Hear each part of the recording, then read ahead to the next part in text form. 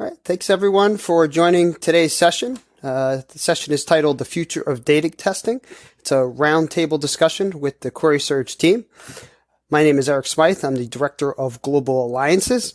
I have with me Matt Moss, the QuerySurge Product Manager, Rachaud Evans, Director of Product Support, as well as Michael Calabrese, Senior Solution Architect. So before we get started, I'll just do a quick round of introductions. I've been a member of RTTS since 2000. I began my career as a test engineer and then moved to the Director of Educational Services for 12 years. I've worked on a myriad of Fortune 500 clients and sites and have taught and mentored hundreds of quality assurance professionals. I now lead the Partner Alliances program for QuerySurge, recruiting and enabling partners to provide successful solutions for their clients and data-related projects. Next, we have Matthew Moss, our QuerySurge Product Manager. Matt joined RTTS in 2010. And spent the first 7 years implementing data quality and performance engineering on numerous projects. Since 2017, Matt has been part of the QuerySurge team and is responsible for the product direction. Next, we have Rachaud Evans, Director of Product Support. Rachaud has been with RTTS since 2006 and has implemented projects across the QA spectrum, including functional and performance and data quality spaces. Rachaud now leads the QuerySurge support team and is the forefront of QuerySurge customer onboarding. And next, Michael Calabrese, Senior Solution Architect.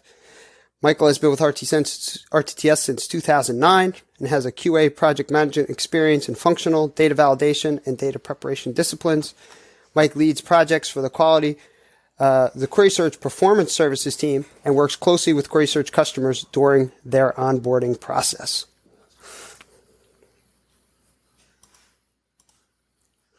So what I'd like to do is just give you a high-level scope of what we're looking to talk about today, and then we'll get into the roundtable discussion. So as everyone knows, we now live in a data and analytics economy. Organizations are making critical decisions based off of the data they're consuming and what they're doing with that data. So the data quality is becoming more and more critical to organizations in this century. IBM says 90% of the world's data was created in the last 2 years.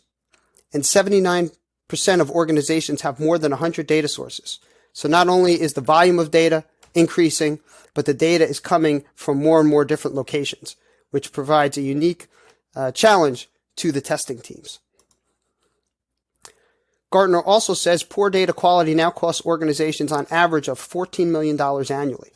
I refer to these as hidden costs. An application issue is much more in your face, where a data quality issue can kind of be a sneaky issue until no one realizes it's a problem, until decisions are being made, and when they trace it back, they realize it was due to faulty data. So data quality is a competitive advantage that data and analytic leaders need to improve upon continuously. And that's also a quote from Gartner. So the organizations who are able to improve their data quality are going to be in better position against their competition. Which kind of leads us to the topic of today, which is what is the future of data testing? Where do we see data testing going? And how are those challenges going to be addressed? So we have kind of a few high-level topics here. You'll see the first is the current challenges that we see today. Next is how are those challenges currently being addressed? Then we're going to discuss what types of challenges we see in the data being displayed in your BI and analytics reports. And then we're going to move on to the future challenges in data testing and how we see those challenges being addressed. Which takes us to our first area, the current data testing challenges. So the first question I'm going to throw over to Rachaud. Rachaud, as the Director of Support, you are on the front line seeing firsthand the type of challenges that customers are dealing with on a day-to-day basis with their data testing. What would you say are some of the biggest challenges that customers are dealing with today? Hey, Eric. First, I want to say thanks to Test Guild for having us on, and thank you to the audience for joining in on the discussion. There are a few challenges that we're seeing in the space that our customers are experiencing. The first one I'll talk about is probably less technical and more of an administrative one. It's the age-old challenge of collaboration to get things off the ground. There's always a need to kind of liaise with other teams for the necessary provisions, and that can be difficult sometimes, coordinating the team and getting them together to get everything up and running in the way that you needed to get your testing initiative off the ground. The second is the ability to get the rights and permissions to the various systems that you need to in order to get this testing initiative off the ground. You have to set up the environments, and different teams can be involved in that effort, and obviously getting those teams coordinated can be a challenge. But more specific to data testing, you have the effort and the issues of comparing data from an ever-growing number data sources that you have in your environment. For example, you have on-prem data stores versus cloud-based data stores. You have customer, vendor owned data that's coming from the customer or the vendor versus the internally owned data stores that your organization has access to. And then you have technology differences, right? Traditional databases, data warehouses. You have data coming from flat files, distributed file systems like Hive and Hadoop, streaming systems, BI reports, cubes. The list kind of goes on and on. So there's a growing number of systems that are being developed, and we have to be able to connect to these different data sources and extract the data from them. And then third, and I think far and away the biggest challenge that we have, is how to test large volumes of data in a repeatable but also efficient manner, right? Large volumes of data are requiring more processing power, and we want to do it as quickly as possible in our workflows, so it's not the critical path of making things a lot slower in terms of execution. And data is coming from everywhere. It's stored for analysis. It's real time or near real time. In terms of decision making, how can we validate that data in accordance with those needs? I think this is where a significant and immediate focus should be given and will be given in the future. Thank you for that insight, Rachaud. Next question is going to go over to Matt. Matt, you heard Rachaud mention that testing large volumes of data is a challenge that customers are seeing. What type of technical challenges do you need to consider from a product standpoint to be able to handle large data volumes? Hi, Eric, and hi, everyone. Thank you for joining today. I think large volumes of data is probably the most critical item when it comes to QuerySurge. All of our development effort is focused on how to test your data in bulk at a pace that meets your particular data needs. And because data is moving so quickly, your testing also has to move quickly. One of the big challenges that I've experienced with our customer implementations is that very often the testing hardware is far smaller than what would be in their normal production data warehouses, data marts, or cloud-based infrastructure. So we need to have a system that can test huge volumes of data on relatively commodity-based hardware. And that has been a significant challenge from a developmental standpoint. We've done many things to optimize our analysis process. That way we don't require, say, hundreds of gigs of RAM in order to process in memory. If you have it, we'll do it, but we don't require it out of the box. One of the great things about QuerySurge is we have this concept of agents. And agents allow you to distribute your tests horizontally. That way you can have multiple agents up and running those tests in parallel. And they can run on relatively small machines. We're talking boxes that have 2 CPUs, 4 to 8 gigs of RAM, which is incredibly useful and very available for most testing team members. A lot of our customers will install them on their local desktops. That way they don't have to acquire server-based hardware, which I think is very important. When large volumes of data do come into play with QuerySurge, it's also important for us to manage the data itself in the results. And what I mean by that is, in order to do a proper comparison, and the way QuerySurge does it is it goes cell by cell. It validates every data movement, regardless of if it's an integer field, if it's a large CLOB object. If you want to validate it, we're 100% validating that data source. And because of that, we don't want to store indefinitely all of your results from your tests, because that might require significant disk space. So we have a bunch of built-in features, such as data retention policies that are geared around if your test passes or fails, how long the test has been run in the past. So if you wanted to delete every 3 months, 6 months, or every 10 runs, you can set up those policies in order to avoid taking up a large amount of space. So I think our efforts currently and moving forward are all going to be focused on how do we improve performance. And we're looking at very unique items moving forward as well. Things like distributing our comparison a little bit more and using new algorithms in order to reduce the overhead when you're comparing, say, millions, billions of records through QuerySurge on an hourly basis or pretty much any time that a user needs. So thank you, Matt. Mike, as a QuerySurge implementer, are you seeing the same types of challenges that Rachaud and Matt mentioned? And what other areas around data testing do you see customers struggling with? Yeah, I mean, absolutely. So data in this world is ever growing. As Rachaud mentioned, the data sources, the technologies that are available that companies are pulling in from is ever expanding. And that also adds to the challenge of, how do we test all this data? So as an implementer, it's always important to understand the requirements and the data mappings that come from all these different data sources. So that's one of the biggest challenges is when you sit down to write your test plan or to write your test cases is, what should I be validating here? How is the data supposed to move from system A to system B?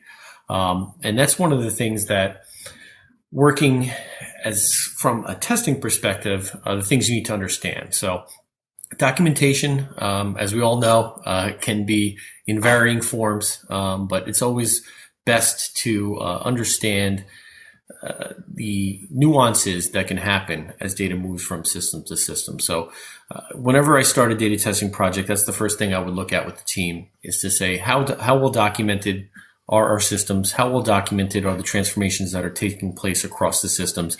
And that will tell us, how well we're able to build our tests and our test cases off of that. If there's some information lacking, it's always important at the beginning of those projects to be able to do the necessary interviews amongst the team members to be able to get that information and develop those test cases in a proper format. Rachaud also mentioned team collaboration, and I think that is something that is very important. So everyone from the QA team to the business analysts to the end users to the ETL developers all need to be on the same page as far as what the overall objective is in your data quality space. So having that collaboration amongst the team members, I think is one of the most important things when you're going to, and one of the most challenging things when you're beginning a data testing project. And as you're ongoing with your data testing project, one of the biggest challenges that you can certainly see. So to me, it's the mapping documentation, it's the requirements and the analysis of those requirements to ensure that as data is moving between the systems, that they're properly being validated across the systems. And just to jump in there, I think you brought up a great point and something that we added in as a development item, which was the mapping fields and tagging fields built into QuerySurge. Based off of feedback that we got from customers and implementers like Mike, we saw that it was critically important for all of the assets in QuerySurge to be somehow linked together. That way you can make sure that you have complete coverage. So whether you're monitoring things and building them in Excel or Jira or any other tool sets, once you bring them into QuerySurge, you can run reports to make sure that all of your tests are covered and pull out detailed coverage reports to make sure that everything in terms of your queries are validating all of the different columns and transformations that might be happening. Additionally to that, what Rachaud also mentioned was the different data sources. And I think that was a major challenge for us, which is as the number of data sources keep increasing, it's very challenging. And Rachaud mentioned this from a permission standpoint, but just a setup standpoint, how to connect to all of those different data sources, whether it's standard sources that most people are familiar with, like SQL Server and Oracle and MySQL, to now newer databases like Snowflake or Azure Data Lake Store, things that might require very unique setups and specific jar files that need to be deployed. And what we have been trying to do, and it's a challenge in terms of development as well as just documentation, is to add as many of these platforms into QuerySurge. That way, team can go right into a wizard, click through, has a nice guide on how to connect to all of those different data sources. They don't need to hunt down the drivers because we try to bundle as many as we can inside of the tool, and just make it easier from that perspective, because I don't think there's a single customer, and I think Rachaud could talk to this, that has a single or even a handful of databases. They're all growing to a point where everyone has 6, 7, 8 databases that they have running at any given point on various technologies and even versions. Yeah, 100%. I wouldn't even have to go to customers to say that they have a significant number of data sources. We can just say our prospects who are in POCs, proof of concepts, in that phase where they're trying to prove out QuerySurge can cover the requirements that they have, are trying to connect to a significant number of data sources. And again, it's just as a proof of concept. So these data sources are growing innumerably over time. And again, it all kind of goes back to the collaborative effort. Matt talked about making sure that you have the right jar files in order to be able to connect to these different data sources. Well, some of these jar files you're not going to be able to find on the web. You're not going to be able to find in Maven repositories.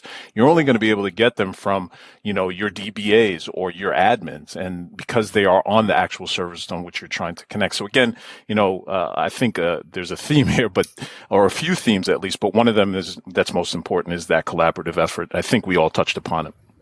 Yeah, definitely. And then going back to what Matt said about the traceability and the collaboration that goes along with that, that not only is important when you're building out your tests, but as you grow in your testing effort and you're maybe looking at changes coming down the line for maybe a more mature ETL testing effort where you're looking at regression tests and a developer makes a change to a specific requirement and you want to see, okay, based on this change now, how many data sources are impacted? How many tables do I need to test? And one of the things I certainly utilize on my projects is that mapping field within QuerySurge, which would easily tell you which of your query pairs you need to rerun as part of your regression suite to capture and verify that this change that was made in the ETL process isn't impacting anything that's existing that's part of your data system. So traceability, collaboration, as with all testing, is extremely important. And even more so with data testing, as we said at the outset, that some of these data defects may not even be that visible. So it's not apparent where, if you're doing functional tests, a drop down doesn't work or an image isn't displayed correctly. But within the data sets that you're looking at, a value may be off by a couple of percentage points where, that has a large impact on the downstream systems. Well, thank you, guys. I think we did a great job of kind of laying out some of the current challenges that are out there. I'd like to shift gears a little bit and talk about some of the solutions and how some of these challenges have been overcome. So I'll start with you, Mike. What guidance did you provide, or what were some of the processes that you put in place with one of your customers that was able to add significant value to address some of these challenges? Yeah. So recently, still working on a project with a private equity firm. We came in, I want to say a couple of years ago now, and basically they have a large ecosystem of an ETL process where there's a main application that the end users input all of their financial statements, their trading information into, and that information gets fed into multiple data sources and goes through an ETL process. Ultimately, that data lands in a data mart that a BI reporting tool points to.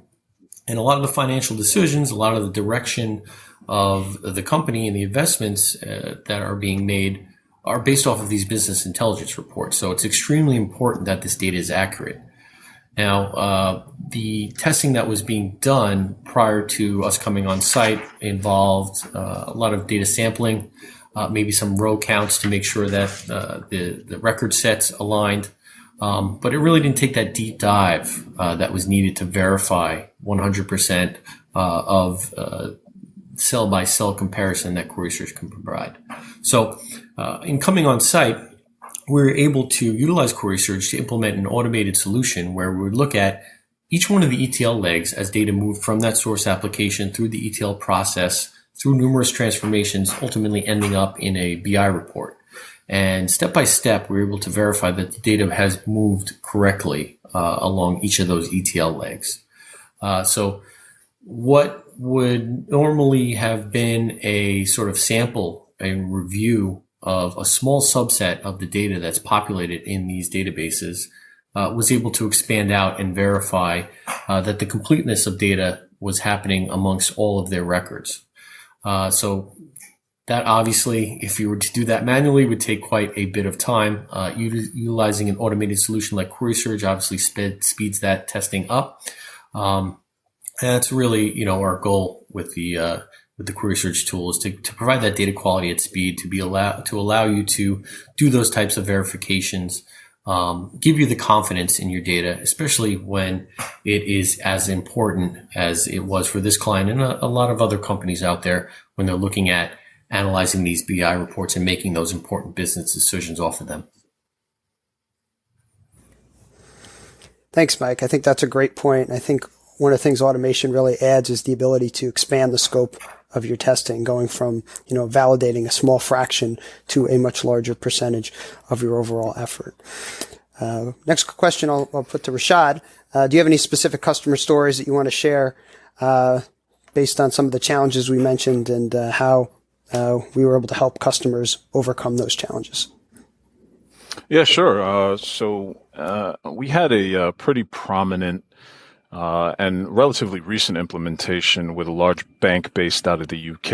I don't know if I could say their name, but it rhymes with Smurgeon Shmoney. But basically the project involved a data migration and modernization where they were trying to flow data from source mainframe systems into their AWS actually data lake, and that's structured on Hive and Hadoop. So they had 200 different data sources in which they were trying to do this, and the first challenge was to convert the data to ASCII from their mainframe so that it can be compared with the data in the Hive tables on the target side. And luckily, QuerySurge offers the capability to provide that conversion to ASCII for those mainframe files. And it can be done in such a way that there's nothing that you have to do outside of the process. You can do it internal to the process. So it's not an external thing where you have to convert it and then connect to it and pull the data from those files. It's done on the fly during the test. So that was something that allowed us to consolidate the testing effort, and it brought down the testing time significantly. The second challenge was to connect to their Hive environment via a Calabrese authentication system. Now, this provides a lot of challenges technically because you have to do things like get the key tab and get the right information and the authentication types. And this kind of harkens back to what I was saying earlier, right? We need a lot of collaboration with different teams. And so we had to certainly have several teams on our calls, not only to gather the information, but we had to test out the connectivity. And what happened was we would test out the connectivity, but the key tab wasn't created correctly, or that key tab was created too early and had expired. So we had to get a new one, and the back and forth a little bit on that. But eventually we were able to get to the point where we were able to connect via that Calabrese authentication and pull the data from the Hive infrastructure, and then perform the test pretty seamlessly after that. And once we got through those initial steps, the testing was straightforward. It obviously shortened the amount of time because we're doing it in an automated fashion like we were talking about a little bit earlier. And it allowed the bank to get a significant amount of ROI on what their data defects were in a much shorter amount of time than the previous way that they were testing it. Great. Thank you, Rachaud. I'll send the next question over to Matt. Matt, can you describe maybe a feature or two that you incorporated into QuerySurge that was able to solve a distinct challenge for one of QuerySurge's customers that they were dealing with? Definitely. A lot of our brand new features and a lot of our features in the past have actually come out from inspiration from our customers. They have identified a problem. They have no great solution for it, and they're looking for us to help implement that particular solution through QuerySurge, because we're all dealing with this data realm, and there's not many tools out there that help you validate data in bulk.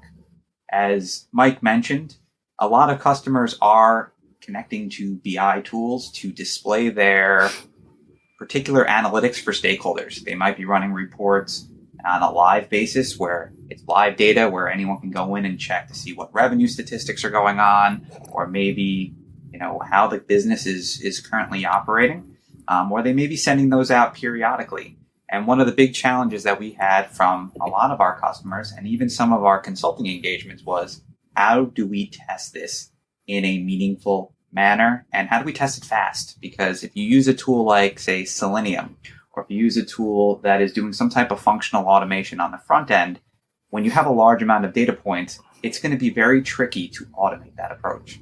And what we've also experienced is that many companies have multiple reporting tools. They might be using Power BI in one area, they might be using MicroStrategy in another, or Tableau. So what we have done in terms of development is we have added features specifically around these incoming requests. And one such example is our BI integration. So we wrote a custom JDBC driver that's built into QuerySurge where you can treat your BI reports as a standard data source. So if you wanted to pull data from a visualization that might have 10,000 plot points, you can compare that with business rules and other validation against it to validate the entire report itself.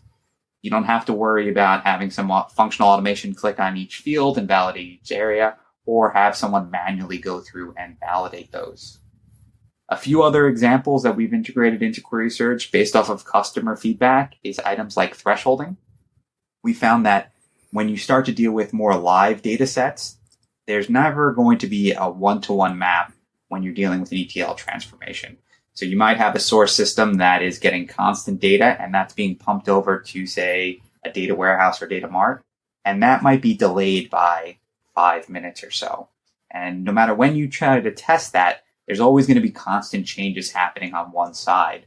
And what we got requested was, could we do a fuzzy match? We are fine as long as the particular, say, numeric field is within plus or minus 1% or plus or minus 100.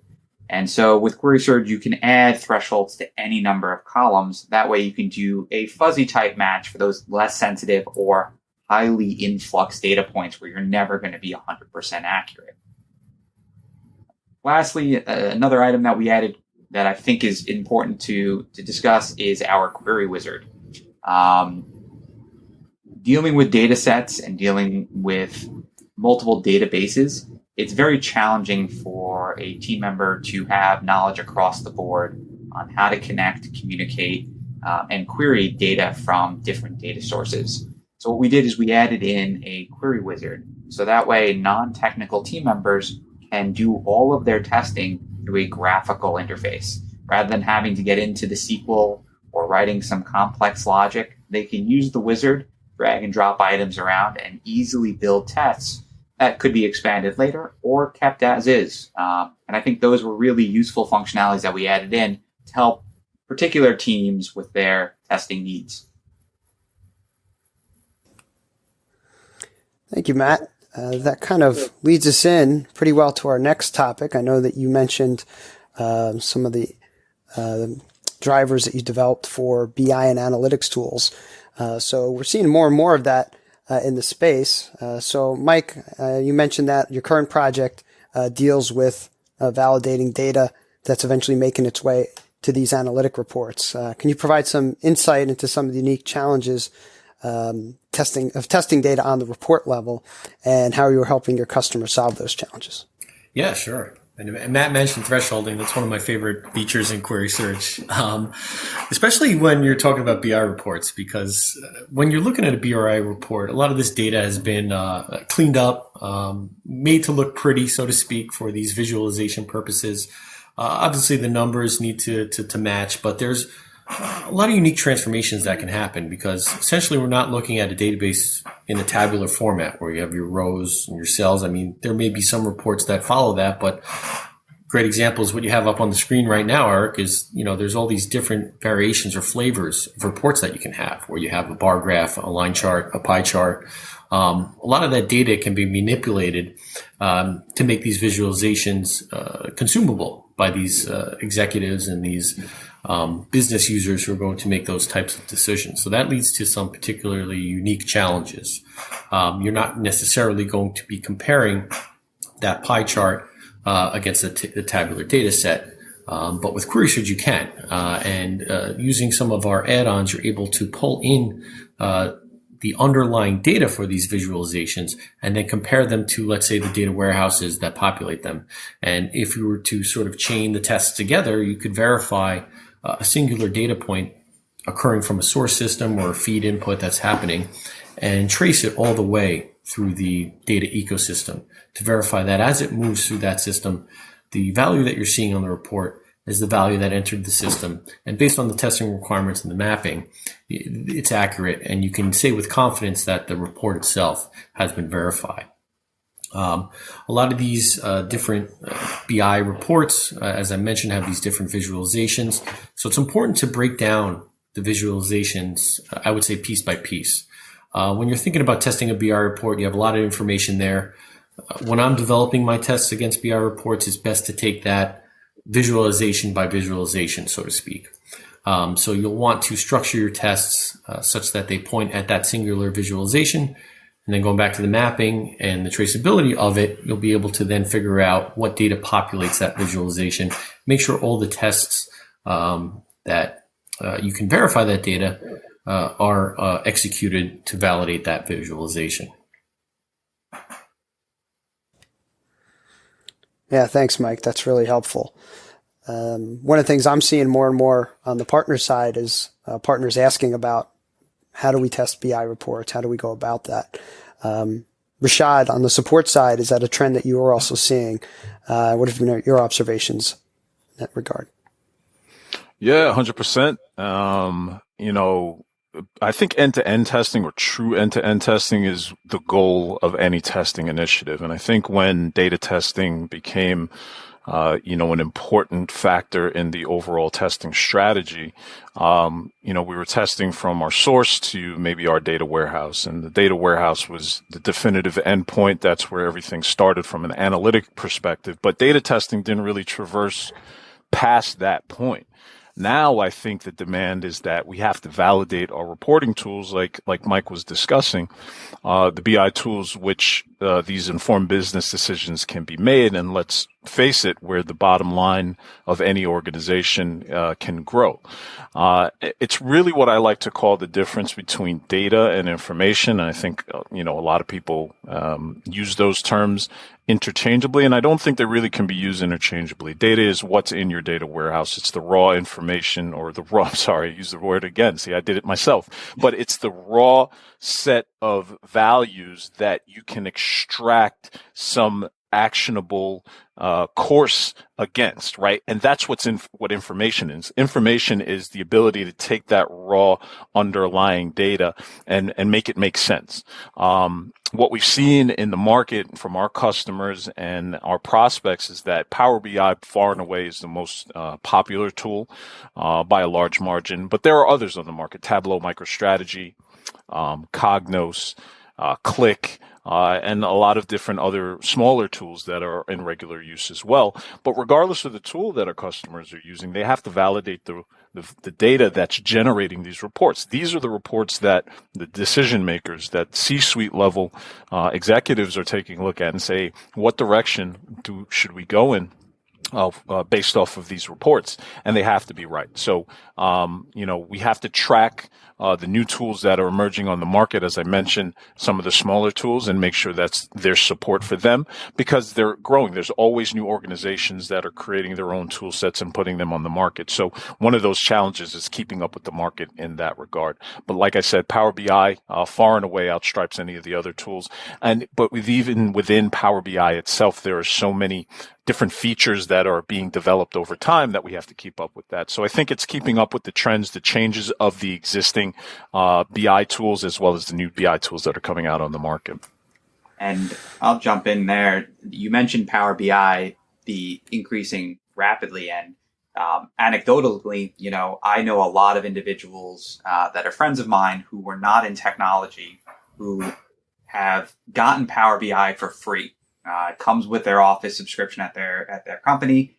They dived into it just because they have not been doing analytic reports. And now those are becoming much more widespread, even in groups that never used to be in the BI side. So I think while BI reporting has always been very popular, I think with the platforms that are coming out now and the web-based platforms and how easy they are to use, it's becoming even more important to companies. And they're using it on I would say, at least a daily basis for all stakeholders. Yeah, I mean, I can give you an example from my personal life. My wife has also been working at home, and so every now and again I'll pop into her office, and she was looking at some reports, and at the bottom right I saw Cognos, and I got excited because I was like, those are one of the data sets that we connect to, and she's not in the C-suite, she's not in the executive suite, but she's an end user that needs to generate these reports for her purposes. So it's not only executives and directors that are using these reports, but really just every day-to-day end users who are using these reports to, validate the decisions that they've made and determine the course of action that they're going to take for the future. So again, it's becoming more ubiquitous over time, and we certainly have to be able to support them in terms of our testing initiatives and our testing tools, and then support all the features that they have as well. Yeah, it's great insights from everyone. It just seems like these BI tools, there's a new one out every week, and there's just more expansive usages of it. So, yeah, definitely something to be aware of on the testing side. Matt, you mentioned QuerySurge is developing drivers specifically for extracting data from some of the BI solutions. Maybe you can speak a little bit about the technical challenges that you deal with when trying to do the data capture from these different BI and analytics tools. Yeah, and I think you hit on one of them. They're coming out like every week. There's a new BI tool, and we get requests for pretty much everything. It is an onslaught. It's great, but it is a huge challenge for us because none of these platforms are really designed in a way that you're supposed to be able to extract this data out. They're meant for end consumers to go and view this information, view the report, understand it, maybe build a PDF out of it. But it's not really meant for an integration with another tool set. They want you to stay in their ecosystem. So what we've had to do is find custom ways to extract data out of systems that try to prevent you from doing that. We have tools like Tableau who have an API, but their API itself is very limited. It actually doesn't want you to pull data from different visualizations. So what we've had to do is build custom drivers for every single BI implementation to pull directly from the visuals themselves.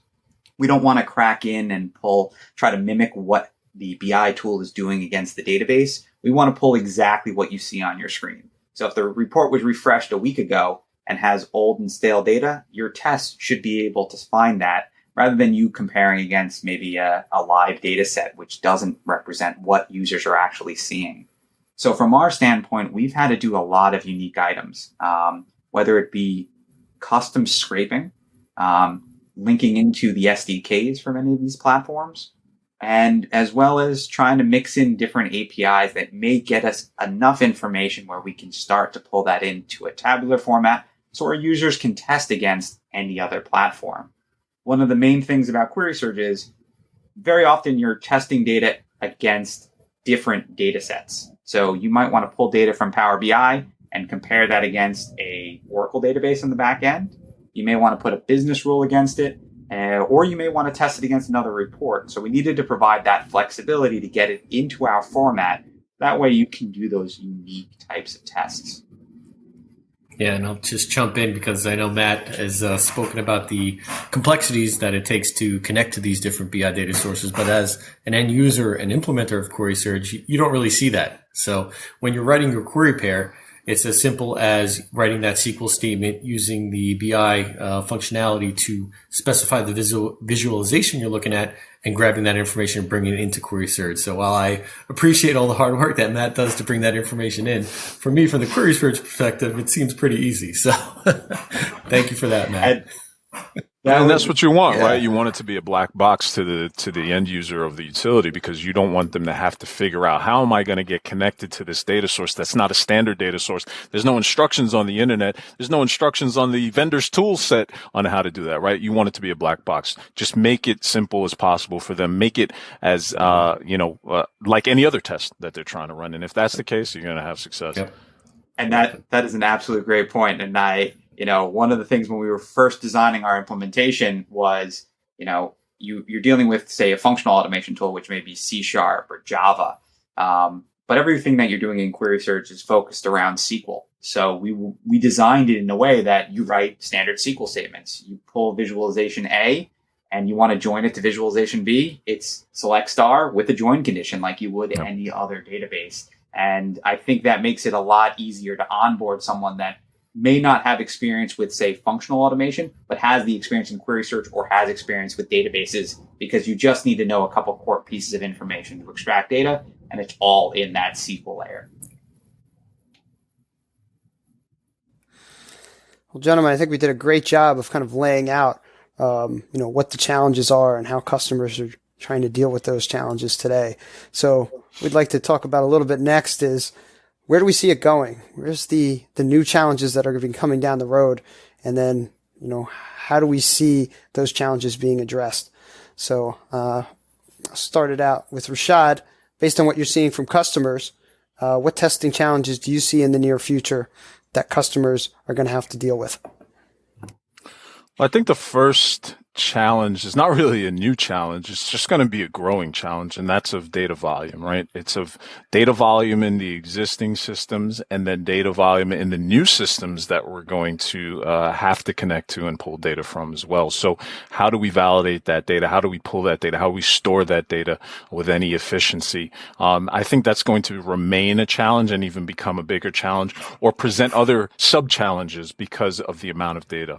I think one of the new challenges, or one that's still a challenge, but it's going to continue to be a challenge, is that we're getting data from increasing sources, right? There are different sources. Before it was just traditional databases. And then, we got data from flat files and data from, just traditional data sources. But now there's so many different areas where you can get data from. Social media platforms. You can scrape IoT devices in your house, if your refrigerator needs to order eggs, CCTV, solar panels, all kinds of devices that are being integrated into our daily lives are passing data back and forth, and we need to validate those things at some point. So I think, the increasing data sources, where that data is coming from, how we're going to store that data, and the volume challenge are going to remain challenges for us going forward. And they're going to require some innovative solutions for the curation and validation of that data. Great. Mike, same question to you. Where do you see some of the future challenges coming from as an implementer? Yeah, obviously, what Rachaud said, the growing number of data sources is certainly going to be one of those. But even more so, I would say, on the testing methodology being used and the processes that are in place. So having started in the testing space almost a decade and a half ago, when automation was just starting out, we had the waterfall method. Agile became pretty big and is, pretty big today. And where I see this next trend happening is within DevOps. So, going from waterfall to agile, the idea was to sort of speed up the testing process, speed up the development process, and DevOps has that sort of same mentality. So if you saw my session with the DevOps and QuerySurge, we talked about how QuerySurge is going to sort of fit in that space. But really, I think that's where the future is going, is how do we integrate all of these different testing tools into the pipelines that are being developed for the data space and the development space as a whole.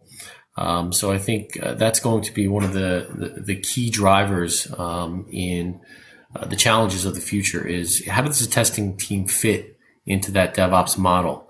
And the ability of QuerySurge to be able to integrate with that, I think, is definitely a huge point with the RESTful API, being able to integrate with all those different DevOps tools that are out there in the marketplace. So for me, that's where I see the trends going. Amongst the other challenges that we discussed with the growing data sources, it's going to be, how do we test those at speed? How do we streamline the process from development to testing to deployment?